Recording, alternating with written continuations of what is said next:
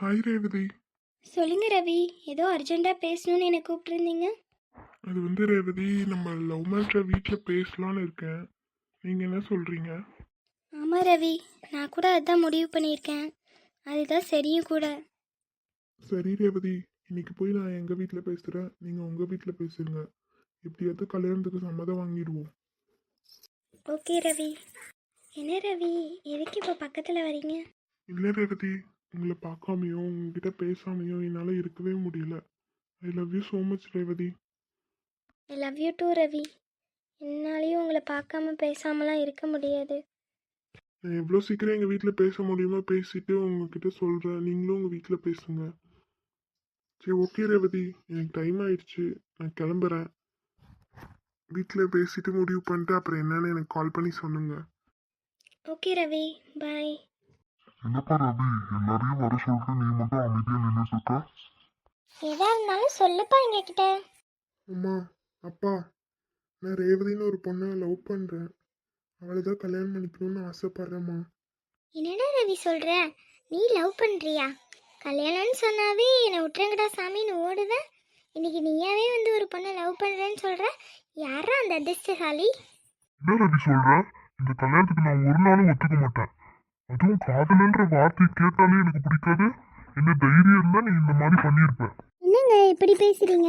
இவ்வளோ நாள் கல்யாணமே வேணான்னு சொன்ன நம்ம ரவி இப்போ ஒரு பொண்ணை லவ் பண்ணுற, அவளை தான் கல்யாணம் பண்ணிப்பேன்னு சொல்கிறான். இப்போ போய் நீங்கள் இப்படி பிரிவாதம் பிரிக்கிறீங்களே.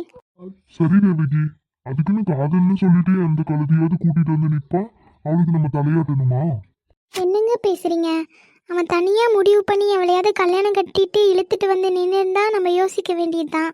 ஆனால் நம்ம புள்ள அவனோட மனசு விரும்புகிற ஒரு பொண்ணை காட்டி அவளை கல்யாணம் பண்ணிக்கணும்னு நம்மக்கிட்ட சம்மந்தம் கேட்டு வந்து நிற்கிறான். அவனோட ஆசையை நிறைவேற்றுறதுல என்னங்க தப்பு? சரி, ஊர் உலகத்துல தலை நிமிர்ந்து நடக்க முடியும் நீ நம்புறியா? என்னங்க ஊர் உலகம்? நம்ம வாழ்ந்தா நம்ம கூட வந்து ஒட்டிக்கும், கெட்டு போயிட்டா கை கொட்டி சிரிக்கும். ஊர் உலகத்தை பார்த்தா நம்ம வாழ முடியாதுங்க. நமக்கு நம்ம பிள்ளையோட வாழ்க்கை தாங்க முக்கியம். தேவகி, இது நம்ம ரவியோட முடிஞ்சு போற பிரச்சனை இல்ல. அவனுக்கு அடுத்து நம்ம ஒரு பொண்ணை பெற்று வச்சிருக்கோம். அது முதல்ல நீ நினைச்சு பாரு. நம்ம பெரியவதான் சொல்றேன். நாளைக்கு அந்த பொண்ணை நல்ல இடத்துல கட்டி கொடுக்க கஷ்டப்பட வேண்டியிருக்கும்.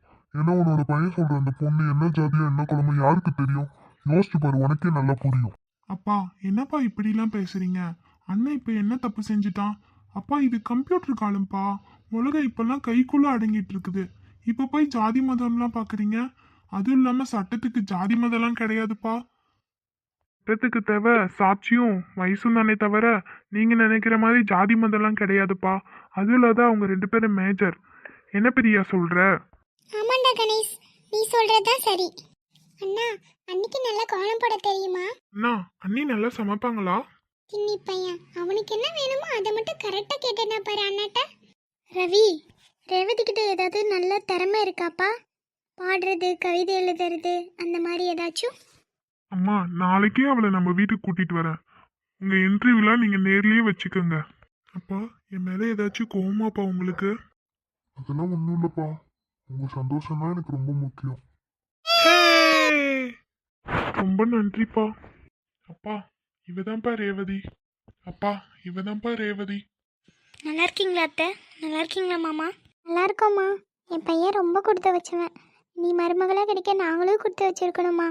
சரிம்மா, உங்க வீட்டுல யாரெல்லாம் இருக்காங்க? என்ன பண்றாங்க? நீ என்ன படிச்சிருக்க? எங்கள் வீட்டில் நானும் எங்கள் அப்பாவும் தான். எங்கள் அப்பா ரிட்டையர்ட் வாத்தியார். எங்கள் அம்மா இப்போ தான் 2 வருஷத்துக்கு முன்னாடி இறந்து போனாங்க. நான் வந்து எம்காம் வரையும் படிச்சிருக்கேன். ஒரு நல்ல ப்ரைவேட் கம்பெனியில் வேலை பார்த்துட்ருக்கேன். சரிம்மா, ஒரு நல்ல நாளா பார்த்து நாங்களே உங்க வீட்டுல வந்து பேசுறோம். சரிங்க மாமா. ஆமாம் ரேவதி, உங்கள் வீட்டில் சொல்லிட்டியா? உங்கள் அப்பா என்ன சொன்னார்? எங்கள் அப்பா சரின்னு சொன்னாருங்க அத்தை. அவருக்கு என் விருப்பம் தான் எல்லாமே. எனக்கு ரொம்ப சந்தோஷமா. இவ்வளோ நாளாக இந்த பையன் கல்யாணம் வேணாம் வேணான்னு சொல்லிகிட்டே இருக்கானேன்னு ரொம்ப மனவேதனையில் இருந்தேன். இப்போ இவன் ஒத்துக்கிட்டதே எனக்கு பெரிய அதிசயமாக இருக்குது.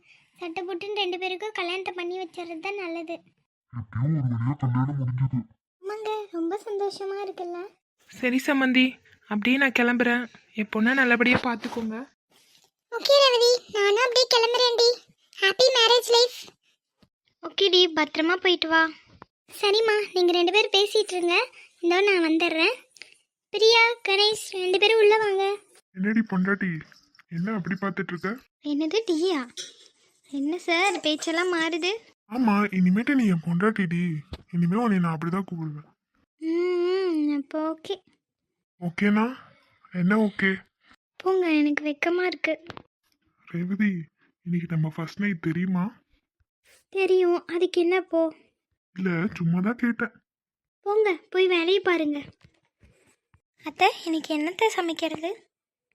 எதுவும் வேண்டாம்மா, நான் பார்த்துக்கிறேன். நீ ஆஃபீஸ் கிளம்பு. அத்தை, எனக்கு கல்யாணம் ஆகி 1 வருஷம் ஆகுது. இந்த 1 வருஷத்துலேயும் நீங்கள் தான் எல்லா நாளும் சமைக்கிறீங்க. இன்னைக்கு ஒரு நாள் உங்களுக்கு உதவி செய்யலாம்னு நான் நினச்சேன். அதனால தான் அத்தை கேட்டேன். அதனால என்னம்மா, நான் வீட்டில் தானே இருக்கேன். நீ வேலைக்கு போயிட்டு வர, டயர்டாக இருப்ப. நான் செஞ்சுக்கிறேம்மா. பரவாயில்லத்த, இன்னைக்கு ஒரு நாள் மட்டும் நான் செய்கிறேனே. வேணாம்மா, சொன்ன கேளு. அம்மா, கணேஷ் என்னமோ சொல்கிறான், அதை கேளுங்க. ஏய், என்னடா சொல்லுடா என்கிட்ட. அம்மா, இந்த உலகத்துல எல்லாருக்கும் ஒரு அம்மா தானே இருப்பாங்க. ஆனா எனக்கு மட்டும் 2 அம்மா. ஏய், என்னடா என்ன சொல்ற? ஒண்ணுமே புரியலையே. என்ன எல்லாரும் முழிக்கிறீங்க? அம்மா, எனக்கு நீங்க ஒரு அம்மா. உங்களை போலவே பாசத்தை காட்டுற அண்ணி, அவங்க ஒரு அம்மா. ரொம்ப சந்தோஷம்டா கணேஷ். நீ இப்படி சொல்லுவேன்னு நான் எதிர்பார்க்கவே இல்லை. ரொம்ப சந்தோஷமா இருக்குடா. அத்தை, கல்யாணம் ஆகி 1 வருஷம் ஆகுது. இன்னும் கூட ஒரு தாயாக முடியலன்னு ரொம்ப கவலையாக இருந்தேன். கணேஷ் இப்படி சொன்ன வார்த்தை என்னை ரொம்ப பிரமிக்க வச்சிருச்சு அத்தை. ஃபர்ஸ்ட் நைட்டில் நானும் ரவியும் பேசிக்கிட்டது அந்த கடவுளுக்கு கேட்டுச்சோ என்னமோ. அதனால தான் நான் இன்னும் ஒரு முறை கூட கருத்தரிக்கலையாட்டிருக்கு. ரேவதி, உனக்கு நம்ம பெட்ரூம் ரொம்ப பிடிச்சிருக்கா? பிடிச்சிருக்குங்க. ரேவதி, நான் ஒன்று சொன்னா கோச்சிக்க மாட்டியே? சொல்லுங்க. ரேவதி, உனக்கு குழந்தைங்க மேல ஆசை இருக்கா? என்னங்க இப்படி கேட்குறீங்க? குழந்தை மேலே ஆசை இல்லாத ஒரு பொண்ணு இருக்க முடியுமா? ஏன், என்னாச்சு? ஒரு மாதிரி ஆயிட்டீங்க. வந்து நான் எது சொன்னாலும் கேப்பியா ரேவதி? என்னங்க, நான் உங்கள் ஒய்ஃப். உங்களை லவ் பண்ணி கல்யாணம் பண்ணிக்கிட்டேன். என்கிட்ட போய் இப்படிலாம் கேட்குறீங்க? இல்லை ரேவதி, நம்ம இப்போதான் கல்யாணம் பண்ணியிருக்கோம். உடனே குழந்தை குட்டின்னு அடுத்த கட்டத்துக்கு போயிடுவோம். கொஞ்ச நாளைக்கு நம்ம 2 பேருமே ஜாலியாக இருக்கலாமே. என்ன சொல்கிறீங்க? ஆமாம் ரேவதி, என்னோட ஃப்ரெண்ட்ஸ் எல்லாருமே அப்படிதான் கல்யாணம் ஆகி 2-3 வருஷம் கழிச்சு தான் குழந்தை பெற்றுக்கிட்டாங்க. நாமளும் கொஞ்ச நாளைக்கு வாழ்க்கையை என்ஜாய் பண்ணலாமே. சரிங்க, உங்களுக்கு அதான் விருப்பம்னா நம்ம அப்படியே பண்ணலாம். உனக்கு எந்த ஆட்சேபனையும் இல்லைல்ல? எதா இருந்தாலும் மனசு விட்டு சொல்லு ரேவதி. இல்லைங்க, அப்படிலாம் இல்லை. உங்கள் விருப்பம் தான் என் விருப்பமும். ரேவதி, ரேவதி, யார் வந்திருக்காங்கன்னு பாருமா. ஹாய் ரம்யா. என்னடி ரேவதி, என்ன ஆச்சு? வெறும் ஹாய் மட்டும் தான் சொல்கிறேன். ரேவதி, என்னடி ஆச்சு? நான் வந்தோடனே கட்டி பிடிச்சி முட்டெல்லாம் கொடுப்பேன்னு நினச்சேன். அப்புறம் என்னடி, இன்னைக்கு தான் என்னோட வீட்டுக்கு உனக்கு வலிக்கு தெரிஞ்சுதா? பைத்தியமே, அதான் ஃபோனில் டெய்லி 4 தடவை பேசுகிறோமேடி. ஃபோனில் உன் சத்தம் மட்டும்தான் கேட்குது, உன் முகமா தெரியுது.